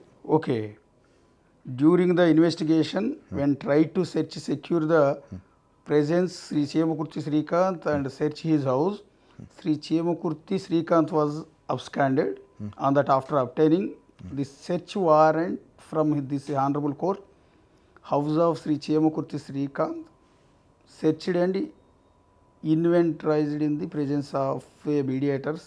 ఓకే, మీరు అబ్స్కాండ్ అయ్యారని రాశారు కదా. మరి అబ్స్కాండ్ అయ్యానని కోర్టుకి హ్యాండ్ ఓవర్ చేశాక నేను వెళ్ళాను కదా ఏసీబీ వాళ్ళ దగ్గరికి. ఓకే, ఏసీబీ వాళ్ళ దగ్గరికి వెళ్ళిన ఆస్తులన్నీ ఫ్రీజ్ చేశారు కదా. యా, నన్ను బ్యాంకు, నేను అబ్స్కాండ్ అయినప్పుడు ఏసీబీ వాళ్ళు ధనలక్ష్మి బ్యాంక్కి, హెచ్డిఎఫ్సి బ్యాంక్కి నన్ను ఏసీబీ ఆఫీసర్లో పంచనామా చేసే ఆఫీసర్లను తీసుకెళ్ళి మాత్రమే చేస్తారు కదా. నేను అబ్స్కాండ్ అయిపోతే మరి అది ఎట్లా వస్తుంది? ఇందులో కొద్దిసేపటి క్రితం ఒక ఆడియో వచ్చిందండి లేటెస్ట్గా. అది మీరును సింగ్ మాట్లాడుకున్నది కాదు. సింగ్ నాగూర్ బాబు అనే అడ్వకేట్తో మాట్లాడిన ఆడియో. అది బేసిక్ ఇప్పుడు కాదు, అది ఒక 6 నెలల క్రితం అనుకుంటా. ఎందుకంటే అతను అంటున్నాడు ఇంకా నాకు 6 నెలల సర్వీస్ ఉందంటున్నాడు. అంటే సంవత్సరాల క్రితం దయ ఉండాలి. కాదు, సింగ్కి పోస్టింగ్ అయిపోయింది, సింగ్కి 1 year ఉందనగానే సస్పెండ్ అయ్యాడు. ఓకే, సింగ్ ఇప్పుడు మీకు అర్థమైపోయింది. సింగు నాగూర్ బాబు ఎప్పుడు జరిగింది? ఏసీబీ రైడ్ జరిగాక. ఏసీబీ రైడ్ జరిగాక సింగ్ నేను బలవంతంగా నేను గోవాలో బంధించి ₹1 తీశానన్నాడు కదా. సింగు అక్కడ మాట్లాడుతున్నాడు కదా ₹1 అనేది.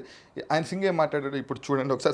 ఇందులో ఇంట్రెస్టింగ్ ఏంటంటే నన్ను గనక లోపల వేస్తే, అంటే నన్ను అరెస్ట్ చేస్తే చాలా పెద్ద పెద్దోళ్ళు అందరూ బయటకు వస్తారు, చాలా పెద్దోళ్ళు ఉన్నారు అని పర్టికులర్ మీ ప్రస్తావన కూడా తెచ్చాడు. ఒకసారి వినండి. ఏంటండి వీళ్ళు ఏం చేస్తారు? ఏం కావాలి వీళ్ళకి? నాస్తులు కావాలా, డబ్బులు కావాలి, తీసుకోమనండి, ఇస్తున్నాంగా. నేను ఎందుకు జైల్లో ఉండాలి సార్? చెప్పండి సార్ నాగూర్ గారు. ఎందుకు ఉండాలి? నేను నాకేమక్కర్లా. ఆల్రెడీ 6 months లో రిటైర్మెంట్. నా జీవితం, నేను చచ్చిపోయినా నా పిల్లలందరూ సెటిల్ అయిపోయారు సార్. అంతా సెటిల్. నాకేం కావాలి ఇంకా? మహా అయితే కాదు, నా ప్రాణం కాకపోతే నా పెళ్ళం. నేను చచ్చిపోయినా దానికి పెన్షన్ వస్తుంది. ఇవాళ కాకపోతే 2 సంవత్సరాలకైనా ఇక్కడ చచ్చిపోయాడు కాబట్టి దానికి పెన్షన్ ఉండి అంటారు డిపార్ట్మెంట్, గవర్నమెంట్. పెన్షన్ వదిలేయండి, కూతుళ్ళు చూసుకుంటారు కదా సార్. అన్నం పెట్టరా దానికి? పెడతారు. ఎందుకు చూడరు సార్? ఏం చేస్తారు సార్ వీళ్ళు? అర్థం తిరిగిపోతే ఏం చేస్తారు సార్? ఏసీబీ నా దగ్గర డబ్బు నా మీదకి వచ్చి ఈ రకరకాల యాశాలు ఏంటి సార్? రామ్మోహన్ అనే జేడీ గాడు, ఈ రామారావు అనే జిల్లా రిజిస్టారు. నేను చెప్పా శ్రీకాంత్, రామారావుతో ఫ్రెండ్షిప్ చేయబాక. మొన్న 25 లక్షలు ఇప్పించాడబ్బా నీ జోలికి రాడని. ఇక్కడ ఇంట్రెస్టింగ్ ఏంటంటే మిమ్మల్ని జిల్లా రిజిస్టర్ రామారావుతో స్నేహం చేయొద్దని చెప్పాడంట. చెప్పిన మాట నిజమే. మీరు ఒక 25 లక్షలు అతని నుంచి, అంటే మీ జోలికి రాడిక నుంచి అని ఒక 25 లక్షలు సింగ్ నుంచి రామారావు ఇప్పించారు. నేను ఇందాక కూడా చెప్పా, సింగ్కి రామారావుకి గతం నుంచి వ్యాపార లావాదేవీలు ఇష్యూస్ అయినాయి. ప్లస్ ఆడిట్ డబ్బులు కూడా ఎవ్రీ మంత్ సింగ్ అనేవాళ్ళు ప్రతి ఆఫీస్ నుంచి ఆడిట్ డబ్బులు రామారావు గారికి వెళ్తాయి. ఇవి రికార్డెడ్గా ఎక్కడ ఉండవు. అప్పుడు నేను రామారావు గారి దగ్గరికి వెళ్ళినప్పుడు రామారావు గారు ఏం చెప్పాడు అంటే, శ్రీకాంత్ సరే నేను ఆ జోలికి వెళ్ళనులే, ఇంకా నా డబ్బులు ఏదో నాకు ఇచ్చామనంటే నేను అదే విషయం చెప్పాను. నేను చెప్పలేదని నేను చెప్పట్లేదే. రెండోది ఏంటంటే ఎవరు ఏసీబీ జేడీ రామ్మోహన్ ఎవరండి? ఏసీబీ జేడీ అంటే అప్పుడున్న ఏసీబీ జేడీ రామ్మోహన్. ఇప్పుడు రన్నింగ్లో ఉన్నారు, రిటైర్డ్ ఉన్నాడు, పోస్ట్లో ఉన్నారు. ఏసీబీ జేడీ రామ్మోహన్ అనే వ్యక్తి సింగ్ దగ్గర నుంచి డబ్బులు తీసుకుని మళ్ళీ ఇతని మీద రైడ్ చేశాడు. రామారావుకి జేడీకి మంచి పరిచయాలు ఉంటాయి. ఓకే, వాళ్ళిద్దరు ఒక సంథింగ్ క్యాస్ట్ సంబంధించిన వాళ్ళు. ఓకే, ఏసీబీలో ఏది జరిగినా రామారావుకి తెలియకుండా ఏది జరగదండి. ఏసీబీ రైడ్ జరిగేటప్పుడు కూడా రామారావు నాకు ఫోన్ చేసి ఇంకో అరగంటలో సింగాడి మీద రైడ్ జరుగుతుందని కూడా చెప్పాడు. అంటే కరప్షన్ జరుగుతుంటే దాన్ని అరికట్టాల్సిన ఏసీబీ యాంటీ కరప్షన్ బ్యూరో వాళ్ళే గవర్నమెంట్ ఉద్యోగం లంచాలు తీసుకుంటారు. అప్పుడున్న గవర్నమెంట్లో ఎలా ఉంటుందంటే, ఒక పిహెచ్డి సార్ అయితే నీతిమంతుడు సార్. నాకు తెలిసింది, నేను వాస్తవంగా రామకృష్ణ గారు ఆయన ఒక్కడే నీతిమంతుడు. ఆయన ఏసీబీలో చేసి అంతకుముందు ఉన్నాడు. కానీ ఆయన పైన ఆఫీసర్ రాజేంద్రనాథ్ రెడ్డి గారు ఉన్నారు. ఆయన కింద జేడీ ఉన్నాడు. ఆమె కింద అడిషనల్ ఎస్పీ గారు ఉంటారు. ఆయన కింద ఒక 8 మంది సీఏలు ఉంటారు. ఓకే, ఇదే కదా సార్. వీళ్ళు ఎక్కడా కూడా పిహెచ్డి సార్ వరకు తీసుకెళ్లరు. ఓకే, ఎక్కడ వరకు వెళ్తుంది అంటే జేడీ వరకే వెళ్తుంది. ఓకే, జేడీ మొత్తం డేటా చూసి ఇప్పుడు జేడీ చూస్తాడు. ఓకే, దీంట్లో ఏదో ఉంది కదా, ఓకే రామారావుతో మాట్లాడతాడు. ఓకే. రామారావు డైరెక్ట్ వాళ్ళతో మాట్లాడతాడు, అక్కడ సెటిల్ అయిపోద్ది. ఇవ్వకపోతే ఎంబట నెగిటివ్ వెళ్ళిపోద్ది, పిహెచ్డి సార్ దగ్గరికి వెళ్ళిపోద్ది, పిహెచ్డి సార్ ఎంబట రైడ్ అంటాడు అంతే. ఓకే. లాలూచి ఏసీబీ వాళ్ళు గవర్నమెంట్ ఆఫీసర్స్ లాలూచి బెడ్స్ కొడితేనే రైట్స్ జరుగుతాయి. డైరెక్ట్ అప్పుడు రాఘవరావే స్టేట్మెంట్ ఇచ్చాడు, మేము ప్రతి నెల ఏసీబీ ఆఫీసర్లకి అందరం డబ్బులు తీసుకెళ్ళి సింగ్కి ఇస్తాము, సింగ్ తీసుకొచ్చి ఏసీబీ ఆఫీసర్లకి ఇస్తారని. ఏసీబీలో ఎంతమందికి ఇస్తుంటారంటే ఏ రేంజ్ వాళ్ళకి ఇస్తుంటారు? అసలు ఏసీబీలో డబ్బులు ఇవ్వకపోతే అక్కడ ఎవరు ఉద్యోగం చేయలేరు సార్.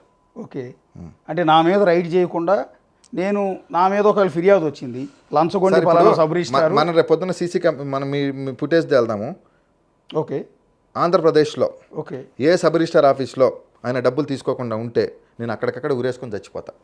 సబ్ రిజిస్టార్లు జనాల నుంచి పీక్కుతుంటారు. ఓకే. ఇల్లీగల్ రిజిస్ట్రేషన్ చేస్తారు, ఇది ఓకే, నేను అది కాదు నేను అంటుంది.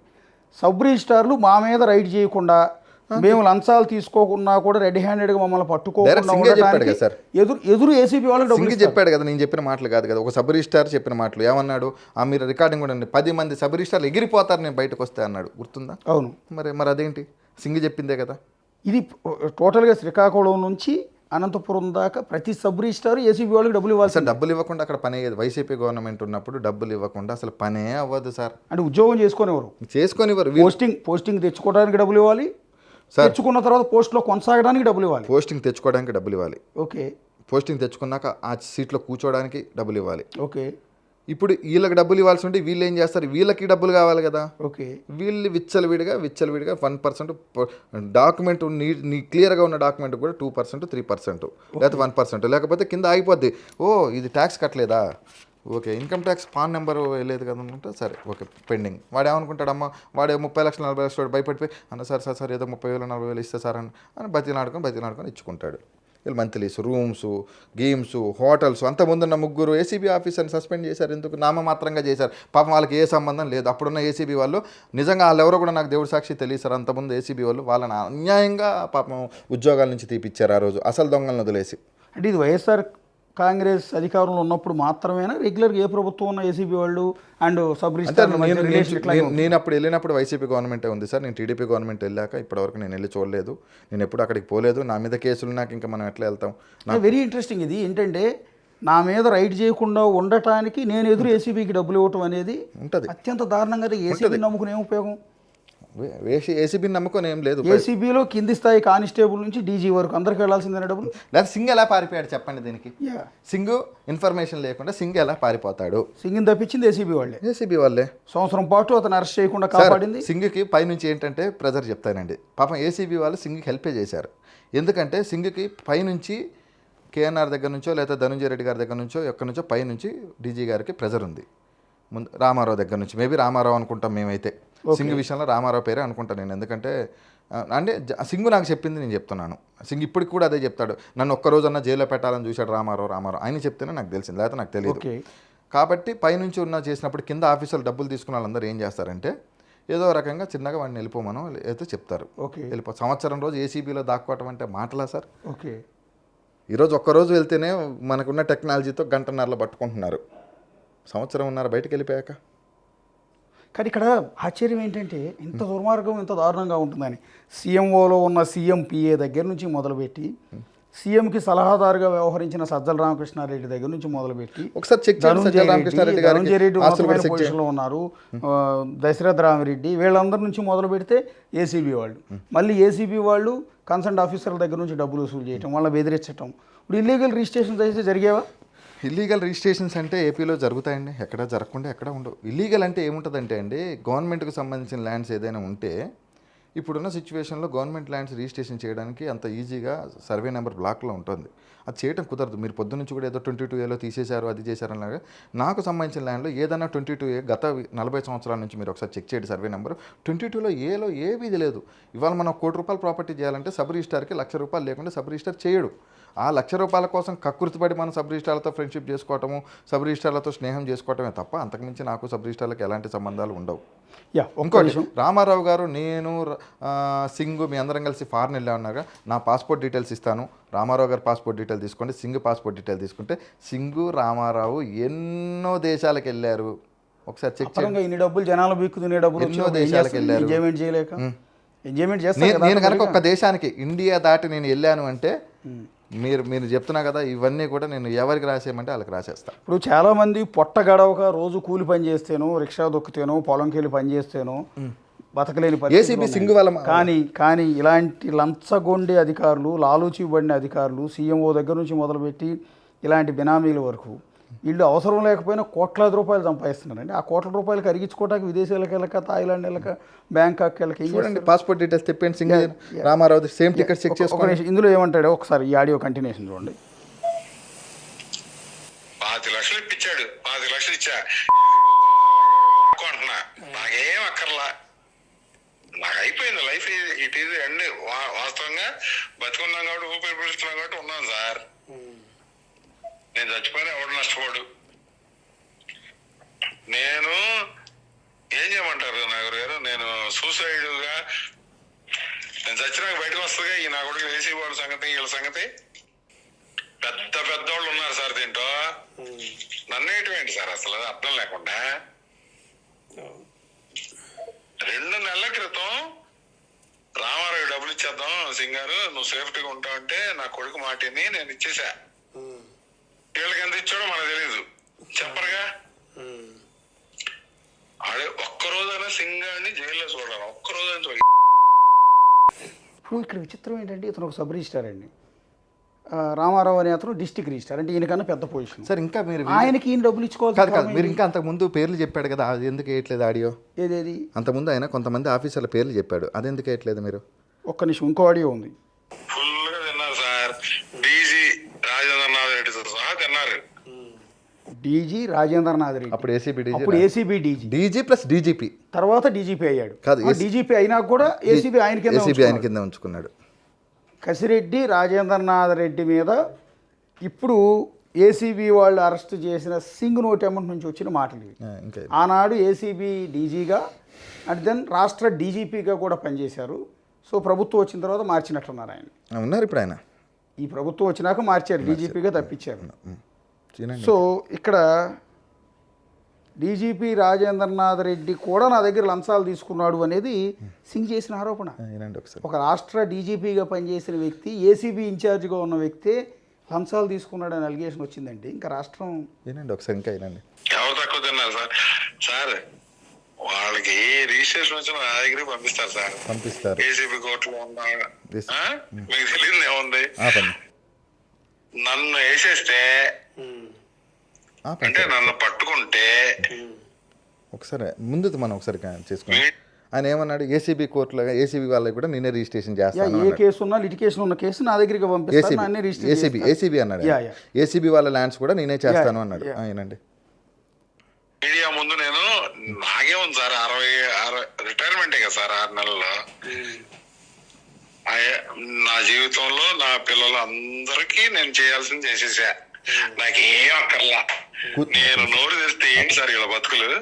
కూతుర్లకి దాదాపు కొన్ని కోట్ల రూపాయల ఆస్తులు ఇచ్చాడు సింగ్. ఓకే, అందుకే నా కూతుర్లకి హ్యాపీగా చేస్తాను అన్నాడు కదా. సెటిల్ అయిపోయాను నేను, సెటిల్ అయిపోయాడు. గవర్నమెంట్ వాట్ ఈజ్ వాట్ అనేది నాకు అన్నీ తెలుసు. నన్ను ఏంటంటే వీళ్ళు డబ్బులు కక్కుర్తుపడి ఎక్విజిట్ ఆఫీసర్లు దొరకకుండా నువ్వు రైడ్ చేసి ఎఫ్ఐఆర్ ఎలా బుక్ చేస్తావు? నువ్వు ముందు ఆర్డర్ తీసుకున్నారు. సరే ఆర్డర్ పక్కన పెట్టండి సార్, ప్రాపర్టీస్ సెర్చ్లు చేశారు, అవన్నీ నా పేరు మీద ఏం లేవుగా.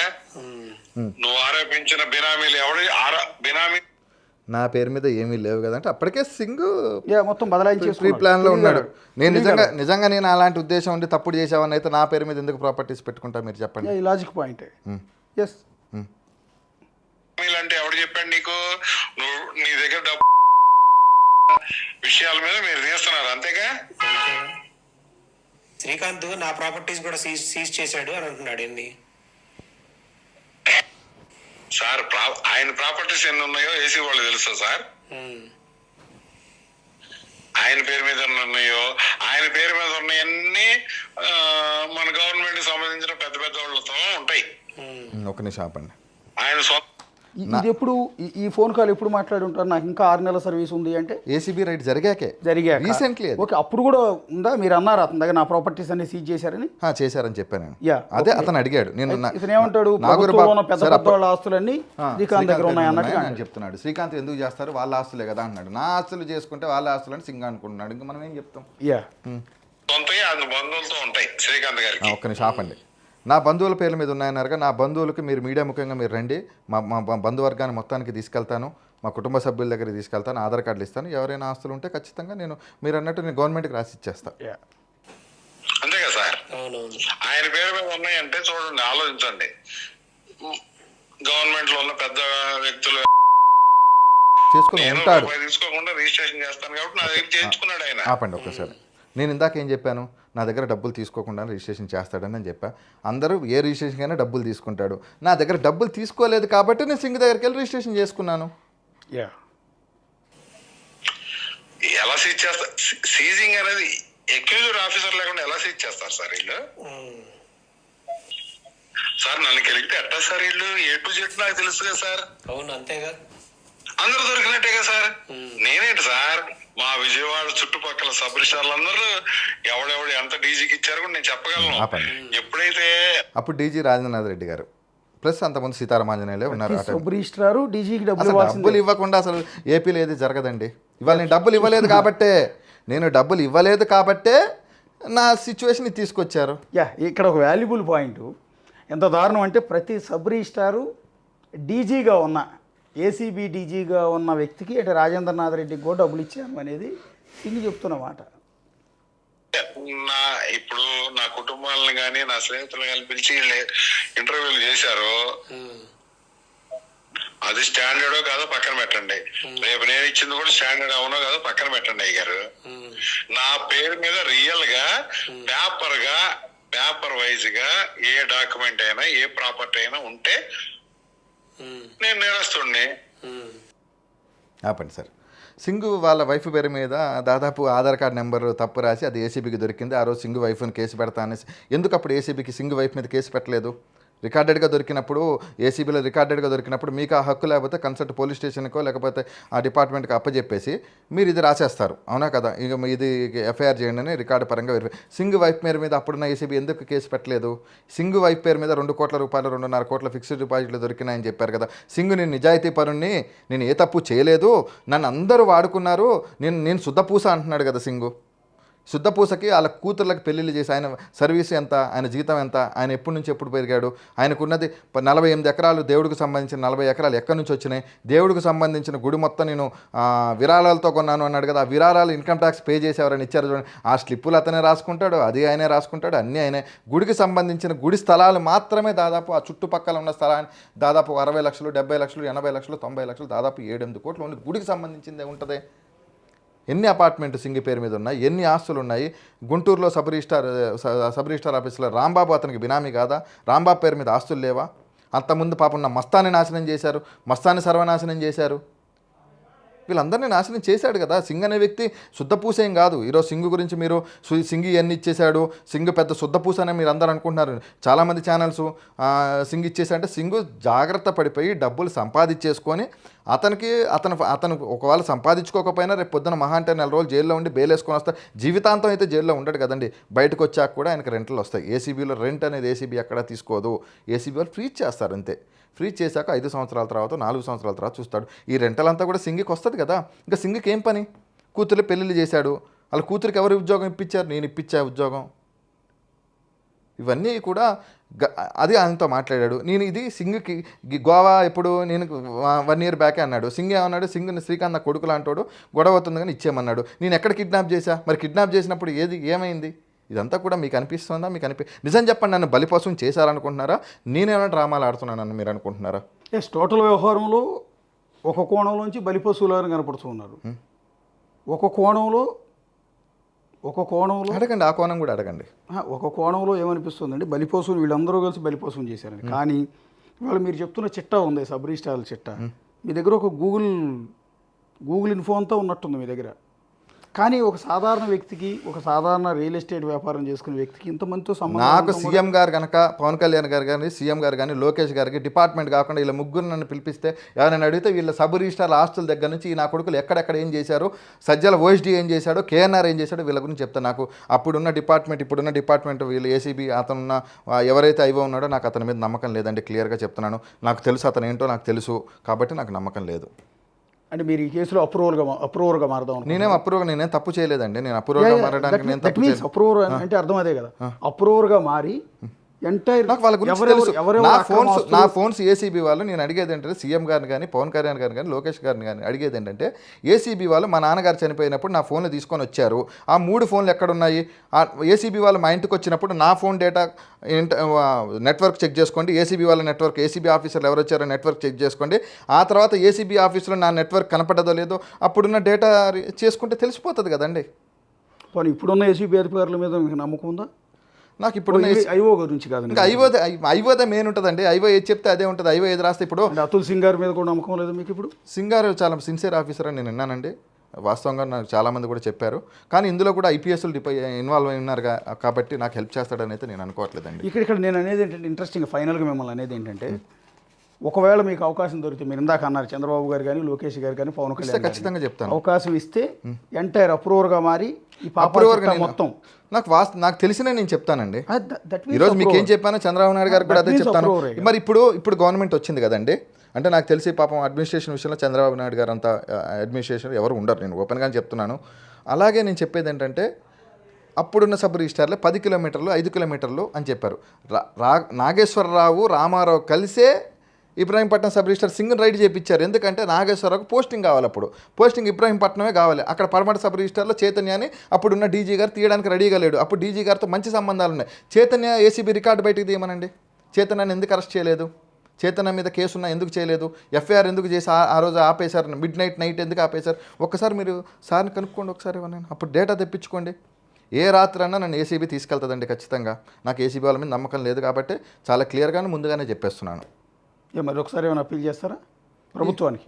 ప్రభుత్వానికి ఇది అవసరం కూడా. యాక్చువల్లీ ఈ కోణం నుంచి మిమ్మల్ని అప్రిషియేట్ చేసేది ఏంటంటే, ఇలాంటి మీరు చెప్తుంటే మాకు ఆశ్చర్యం, అంటే గూస్ బంప్స్ వాస్తవాలు చూపించాను. నిమ్మ తిరుగుతోంది. అంటే ఒక కొండితనం, అవినీతి వ్యవహారం ఉంటుంది సార్. అప్పుడు గతంలో ఏసీబీ వాళ్ళు నేను చాలా మంది ఐఆర్ అఫీషియల్స్కి బినామీ అని చెప్పించారు. నేను ఏ ఐఆర్ అఫీషియల్స్ ఆస్తులు నా దగ్గర ఉన్నాయో నాకు చూపించండి. అంటే మీరు ఇవాళ చాలామంది పాపాల చిట్ట, అక్రమాస్తుల చిట్ట, డీజీల దగ్గర నుంచి మొదలుపెట్టి సీఎంఓలో ఉన్న సజ్జల రామకృష్ణారెడ్డి, ధనుంజయ రెడ్డి, ఇంకోటి దశరథ రామిరెడ్డి, కేఎన్ఆర్, ఇలాంటి వ్యక్తుల పాపాల చిట్ట, అక్రమాస్తుల చిట్ట మొత్తం చెప్తానంటున్నారు ప్రభుత్వం. చెప్పాను కదా. అదే అప్పీల్ చేసుకుంటారు ఒకసారి. మరి ఏమన్నా ఒకసారి ప్రభుత్వం ఖచ్చితంగా చేసుకుంటాను. ఇది మంచి పరిణామం నిజానికి. ఖచ్చితంగా చేసుకుంటానండి. నేను ఇబ్బందుల్లోకి వెళ్ళిపోయి నన్ను నాశనం చేసి, నేను తప్పు చేయకుండా నన్ను నాశనం చేసి, నా కుటుంబాన్ని నాశనం చేసి, మా నాన్నగారు చనిపోయి 6 నెలలు సంవత్సరం అయింది. మా అమ్మ ఎంత ఇబ్బంది పడుతుందో నాకు తెలుసండి. ఈ సిచ్యువేషన్లో మీడియాలో ఏంటంటే కథనాలు, నేను అమ్మాయిని తీసుకెళ్ళి పడుకోబెట్టానంట, రీతుని తీసుకెళ్ళి గోవా తీసుకెళ్ళానంట, రీతుని తీసుకెళ్ళి ఇంకోటితో ఏంటండి ఇదాన్ని నేను పెళ్లి చేసి డెలికేట్ చేయలేదు. కొంతమంది ఛానల్ చేశారు కదండి. ఓకే, మేము అట్లాంటివి చేయము. ఒకటి ఫైనల్గా క్లోజ్ చేసే ముందు, మీకు ఇప్పటికీ థ్రెట్ ఉందని అనుకుంటూ ఉన్నారా? మీరు ఏమైనా ప్రభుత్వాన్ని రక్షణ కోరబోతున్నారా? ప్రభుత్వాన్ని రక్షణ కోరాలంటే ఇప్పుడున్న ఆఫీసర్లు ఎలా ఉన్నారో నాకు తెలియదండి నిజంగా. నాకు గతంలో ఉన్న ఆఫీసర్లు మాత్రమే నాకు అప్పుడున్న పరిచయాలు బట్టి నాకు తెలుసు. ఇప్పుడున్న ఆఫీసర్లు నాకు తెలియదు. నాకున్న సమాచారం ప్రకారం నాకున్నది నాకు చెప్పేవాళ్ళు కాబట్టి ఏసీబీ వాళ్ళు నాకు నోటీస్ ఇవ్వకుండానే నన్ను లిఫ్ట్ చేస్తారనేది నాకున్న సమాచారం. అది నిజమో కాదో నాకు తెలియకుండా నేను అబద్ధం చెప్పలేను. కానీ నాకు ఖచ్చితంగా సజ్జల రామకృష్ణారెడ్డి గారి దగ్గర నుంచి, కేఎన్ఆర్ దగ్గర నుంచి ఖచ్చితంగా నాకు ప్రాణహాని ఉంటుంది. 100% ఉంటుంది. నేను రాసిస్తా కావాలి, మీ ముందే రాసిస్తాను కావాలంటే. అంటే మిమ్మల్ని ఖచ్చితంగా చంపేస్తారని? ఖచ్చితంగా. అలా లేనప్పుడు నా మీద కేసులు ఎందుకు పెట్టిస్తారు? నా ఫోన్లు ఎందుకు తీసుకెళ్ళిపోయారు వాళ్ళు? చెప్పండి. ఓకే, ఇన్ కేసు ఒకవేళ మీకు ఏమన్నా జరిగితే అది పూర్తిగా రెస్పాన్సిబిలిటీ వాళ్ళదే అవుతుంది. ఇప్పుడు ఆల్రెడీ మీరు ఆరోపణ కూడా అందుకే చెప్పేశా కదండి. ఏసీబీ అక్కడికి వెళ్ళాక అక్కడ ఉన్న రమేష్ మీద నాకు నమ్మకం లేదు. క్లియర్గా చెప్తున్నాను. నేను నిన్న చెప్పాను, ఇప్పుడు చెప్తున్నాను. అప్పుడున్న రమేష్ వాళ్ళ వైఫ్ కూడా ఎంప్లాయే. అప్పుడున్న గవర్నమెంట్లో చాలామంది రమేష్ కూడా హెల్ప్ చేసిన వాళ్ళే. అప్పుడున్న ఆఫీసర్తో నాకు ఆశ్చర్యకరమైన విషయం ఏమనిపించిందంటే, రీసెంట్గా ఎవరు అయ్యో అని తెలుసుకుంటే అప్పుడున్న ఆఫీసర్ అంట. ఎక్కడైనా ఉంటుందా అండి? మీరు చెప్పండి. ఎక్కడన్నా ఉంటుందా అండి అప్పుడున్న ఐవో ఏది రాస్తేనే పైన వాళ్ళు చూస్తారండి. పైన వాళ్ళు ఒక additional SP rank, DG rank, JD rank వాళ్ళు టోటల్గా మన కేసు అనేది ఐవో మీద ఆధారపడి ఉంటుందండి. అవునా కదా? మీరు చెప్పండి. ఐవోనే మెయిన్. ఐవోనే ఐఓ ఖచ్చితంగా నా పేరు రాయిపిస్తాడు 100%. నాకు తెలుసు ఖచ్చితంగా. ఐఓకి వైసీపీతో ఎంతమంది పరిచయాలు ఉన్నాయో నాకు తెలుసు. ఆయన ఆస్తులు శ్రీకాకుళం దగ్గర నుంచి ఎవరెవరి పేర్లు మీద పెట్టాడు అవి కూడా చెక్ చేసుకోండి. ఏసీబీలో అంతమంది పనిచేసిన వాళ్ళు ఆస్తులు కూడా చెక్ చేయండి సార్ అంటున్నాను నేను. నా ఒక్కరిని చెక్ చేసి నా ఒక్కరిని నాశనం చేస్తే ఏమొస్తుంది? థ్యాంక్ యూ శ్రీకాంత్ గారు, థ్యాంక్ యూ. ఇది టోటల్గా ఏపీలో అప్పటి వైఎస్ఆర్ కాంగ్రెస్ పార్టీ ప్రభుత్వంలో ఆధ్వర్యంలో నడిచిన ప్రభుత్వంలో ఏ రకంగా జరిగింది, సబ్ రిజిస్ట్రార్ల దుర్మార్గాలు ఏంటి, అవినీతి ఏంటి, సీఎంఓలో ఉన్న ప్రధానమైన వ్యక్తులు ఏ విధంగా ఎలాంటి తప్పుడు పనులు చేయించారు అనేది ఇప్పుడు శ్రీకాంత్ నోటి వెంట నుంచి అనేక సంచలనమైన విషయాలు వెలుగులోకి వస్తున్నాయి. అదే క్రమంలో చంద్రబాబు గారు కానీ, లోకేష్ కానీ, పవన్ కళ్యాణ్ గారు కానీ అవకాశం ఇస్తే ఎంటైర్ గుట్టు విప్పటానికి అధికారుల దగ్గర నుంచి మొదలుపెట్టి డీజీ స్థాయి అధికారి వరకు, ఏసీబీ అధికారుల నుంచి సీఎంఓ వరకు ప్రతి ఒక్కళ్ళు చేసిన పాపాల చిట్టా మొత్తాన్ని విప్పుతాను అనేది శ్రీకాంత్ చెప్తున్నమాట. సో ఇవన్నీ కూడా పరిగణలోకి తీసుకోవాలని ఆశిస్తూ ఉన్నాం. రెండోది సజ్జల రామకృష్ణారెడ్డి నుంచి అండ్ కేఎన్ఆర్ అంటే జగన్ గారి ప్రస్తుత పిఏ కె నాగేశ్వర రెడ్డి నుంచి ప్రాణహాని ఉంది, ఏ నిమిషమైనా ఏదైనా చేస్తారన్న భయంతో ప్రస్తుతం శ్రీకాంత్ ఉన్నారు. ఓపెన్గానే చెప్తూ ఉన్నారు, రికార్డెడ్గానే చెప్తూ ఉన్నారు. సో ఈ సందర్భంలో శ్రీకాంత్కి రక్షణ కల్పిస్తారా లేదా అన్నది కూడా ఏపీ ప్రభుత్వం ఆలోచించుకోవాల్సిన అంశం ఉంటుంది. ఎందుకంటే ఆయన ఆరోపణ చేసింది కూడా చాలా పెద్ద వ్యక్తుల మీద. ఈ మధ్యకాలంలో ఈ విధంగా ఓపెన్గా బయటకు వచ్చి వాళ్ళతో పెట్టుకుని వాళ్ళ మీద ఆరోపణ చేసిన వ్యక్తులు ఒక్కళ్ళు కూడా లేరు. అలాంటిది డైరెక్ట్గా నేరుగా ఈ రకమైన అలిగేషన్స్ వాళ్ళ పేర్లతో సహా చెప్పున్నారు కాబట్టి సహజంగానే థ్రెట్ ఉంటుంది. ఈ నేపథ్యంలో ఆంధ్రప్రదేశ్ ప్రభుత్వం ఏం చేయబోతుంది అనేది ఇప్పుడు వెరీ ఇంట్రెస్టింగ్గా ఉంది. ఇది శ్రీకాంత్తో చిన్న విషయం సార్. ఏసీబీ కనుక విచారణ చేస్తే మీడియా ముందు చేయండి నన్ను. సో అవన్నీ వాటికి అవకాశం ఇస్తారా లేదా అని చూద్దాం. ఇది టోటల్గా శ్రీకాంత్తో ఈ వ్యవహారానికి సంబంధించి ఒక వివరణ ఇచ్చే ప్రయత్నం అయితే చేశారు. చూస్తూనే ఉండండి big TV. For more videos like this, subscribe Big TV channel.